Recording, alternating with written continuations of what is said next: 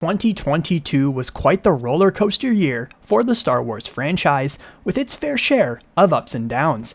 The year brought us the latter half of the Book of Boba Fett, the long-awaited Kenobi series, Andor Season 1, Tales of the Jedi, and the new LEGO Star Wars The Skywalker Saga video game. But with 2023 just days away, what does Star Wars have in store for us in the new year? Today we're going to do a quick wraparound of every series and video game, as well as touch on the movies that remain in development. That's right, although the franchise was set to return to the silver screen in 2023 with Rogue Squadron, that was unfortunately canned, and we won't see a new film until likely 2025. But that doesn't necessarily mean there isn't a lot to look forward to this year. So let's dive right into our 2023 Star Wars update and take a look at what's in the pipeline for this year. Star Wars will promptly ring in the new year with the second season of The Bad Batch premiering on January 4th. We won't spend too much time with this entry on our list because we literally just published our final preview video a week ago. Go give it a watch when we finish up here, but I'll give you a quick essential rundown. The Bad Batch Season 2 will put us back with Clone Force 99 as they continue to find their place in the dark times during the reign of the Empire. The season will span 16 episodes from January 4th to March 29th. We already have a few cameos confirmed from the trailers in the form of Emperor Palpatine, Commander Cody, and Jedi Padawan Gungi. The group, aside from Crosshair, who remains with the Empire, have all undergone cosmetic makeovers, and this season is said to have a much darker tone, as the early reviews we talked about in our video last week mentioned. If I can leave you with one thing for The Bad Batch Season 2, it's this quote from director and producer Brad Rau. So, as a tight-knit family unit, you see how they have evolved. You see in particular how Omega has grown up a little bit, and her hair is a little longer. At some point, the Batch have saved up enough money to buy her a new outfit. Thank goodness she is not wearing Camino pajamas forever. They're really at a crossroads. It's something we always talk about. They're going to have to make decisions about what they're going to do in the future, about what they're going to do for Omega and for themselves. And she's going to make her own decisions, and they have to deal with that as well as Dad's. So it's a really interesting narrative time that we're a little bit later on to deal with all this stuff through the season. Next up, we have likely the most anticipated entry on our list, The Mandalorian Season 3. The series will hit Disney Plus on March 1st, meaning it will overlap a little bit with the tail end of The Bad Batch Season 2. Now, we're recording this video on December 20th, before taking a Christmas holiday, and there is a rumored trailer with the potential to drop on Christmas Day. So, did it drop? Was it good? Hopefully everything I'm about to talk about is still relevant enough. The premise of Season 3 seems to be Din Djarin returning to the massacred planet of Mandalore following the Great Purge. After removing his helmet in Season 2, the Armorer declared him as no longer Mandalorian, and it looks like he'll be going in an attempt to redeem himself. The early trailers have teased Bo-Katan Kryze as the main antagonist, with a clash over the Darksaber seeming more and more probable. The hits don't stop coming for March, with Jedi Survivor also dropping on the 17th. This single-player third-person AAA game is the direct sequel to Jedi Fallen Order and takes place about 5 years after the first game. We just recently got a gameplay trailer this month at the 2022 Game Awards, and it looks phenomenal. If you're super interested, make sure to check out our gameplay trailer breakdown video. I'll try to put it in the end card, along with the Bad Batch preview I mentioned earlier in the video. Survivor looks to have only improved upon the first game, with new mechanics like taming animals, the use of a blaster, and dual-wielding lightsabers. The main antagonist is speculated by many to be a former High Republic-era Jedi who was placed in a bacta tank for those hundreds of years. Cal looks to also be getting a crossguard lightsaber. Interestingly, a fun new enemy type will be reprogrammed separatist battle droids. Who could possibly be commanding them? Our favorites like Seer and BD-1 are back, with Grease and Marin still noticeably absent from promotional material. Another new ally will come in the form of Bode. Even with all of that, we are surely still just cracking the surface of what EA and Respawn have in store for us. Aside from The Mandalorian Season 3, the other big heavy hitter for Star Wars in 2023 has got to be the live-action Ahsoka series. We don't have a release date yet, with only one small clip of Ahsoka removing her hood being released, along with a couple of leaked photos. This show will be a almost direct continuation of Star Wars Rebels, with a lot of character moments surely sprinkled in for Ahsoka herself. We know Sabine will show up, with both Ezra Bridger and Grand Admiral Thrawn all but confirmed. The really juicy rumors as of late, however, claim that Hayden Christensen will return as Anakin Skywalker in the same costume he wore on Mustafar in Revenge of the Sith. Many are speculating this will be some sort of a what-if flashback for Ahsoka, as in what if she was on Mustafar instead of Obi-Wan Kenobi. According to Making Star Wars, multiple actresses aside from Rosario Dawson will portray Ahsoka at many different moments throughout her lifetime. Back at D23 Expo, Jon Favreau called this show Dave Filoni's magnum opus, and Filoni himself teased us by saying there were scenes in this show that he had thought about shooting for 5 years.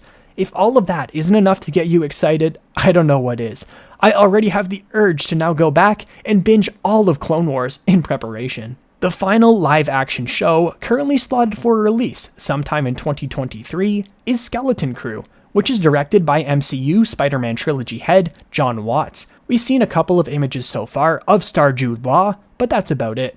I'm willing to bet this is probably the show that will close out the year, with a trailer maybe coming around the time of Star Wars Celebration, especially since it's in London and Jude Law is British. Skeleton Crew will take place in the timeline of the Mandoverse and follows up a group of children around 10 years old who are lost in space. Watts has said that it will not be a kid show, with Filoni adding it will intertwine with other shows set during this time period, so The Mandalorian, The Book of Boba Fett, and Ahsoka. Another Star Wars video game set to drop in 2023 is Hunters, a free-to-play PvP competitive arena combat game developed by Zynga for Nintendo Switch, iOS, and Android. The game is set after the fall of the Galactic Empire and features a new set of characters including bounty hunters, rebellion heroes, and Imperial stormtroopers. Hunters lets players pick from a selection of 11 characters, each of which belongs to one of 3 classes: damage, support, and tank. They then form a team with 3 other players to fight for domination against another team in arena confrontations on a selection of 8 maps, supporting various game modes such as support, control, or hutball.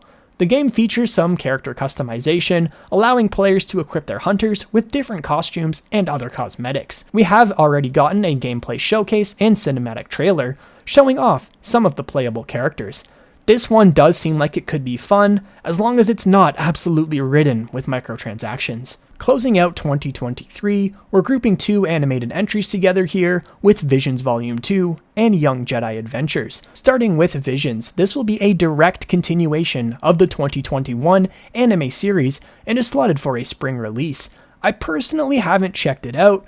I'm not really the anime type, but Volume 2 is set to feature a variety of different animation styles, including stop motion. Studios from creative teams in Chile, France, Japan, India, Ireland, Spain, South Africa, South Korea, the UK, and the US are all working on this project to showcase animation happening across each country and culture through the mythos of Star Wars. Young Jedi Adventures, on the other hand, will be a kids show that will follow High Republic-era younglings as they are swept off into adventures and start their journeys on the path to becoming Jedi Knights. Now let's take a very brief look at what's been confirmed for beyond 2023. We'll expect more announcements throughout this year at events like Celebration. On the TV side of things, Andor Season 2 and The Acolyte are both currently filming and seem to be safe bets for a 2024 release. Jon Favreau has confirmed that he is already writing The Mandalorian Season 4. That's one that could easily go into production by the end of the year and be slotted for 2024 or 2025. Lando and Rangers of the New Republic both seem to be on the back burner. We've had absolutely nothing on Lando since it was announced, and we're not even sure if Billy D. Williams or Donald Glover will star. Rangers, on the other hand, has been on a definite hold since the Gina Carano controversy and could even be outright scrapped altogether. We were supposed to have our return to the big screen this year with Rogue Squadron, but that just isn't happening. All signs point to the next Star Wars film dropping in 2025. The frontrunners for that slot seem to be Taika Waititi's movie, which he's apparently still writing, or Damon Lindelof's movie that was recently announced, with Disney apparently putting more resources behind that one. A droid story was announced what seems like forever ago, and like Lando, it doesn't seem to be going anywhere.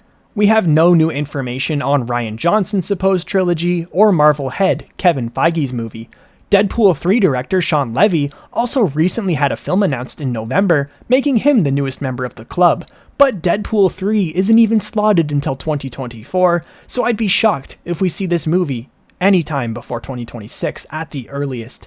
Now on the video game side of things, Star Wars reportedly wants a new game every 6 months, but it's doubtful we'll see that in 2023. Although Eclipse has been shown off the most, we will not be seeing this ambitious open world game until again, 2026.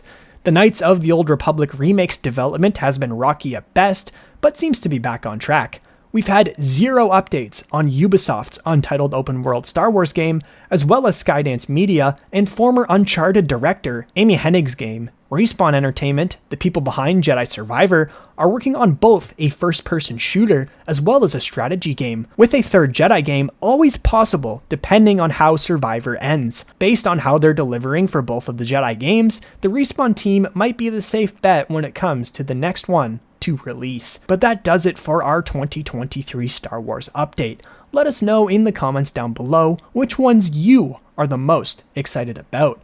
We hope you and your loved ones have an excellent 2023, and we can all hope together that Star Wars does too. Don't forget to drop a like on the video and click the subscribe button if you are new to stay up to date with our Star Wars content.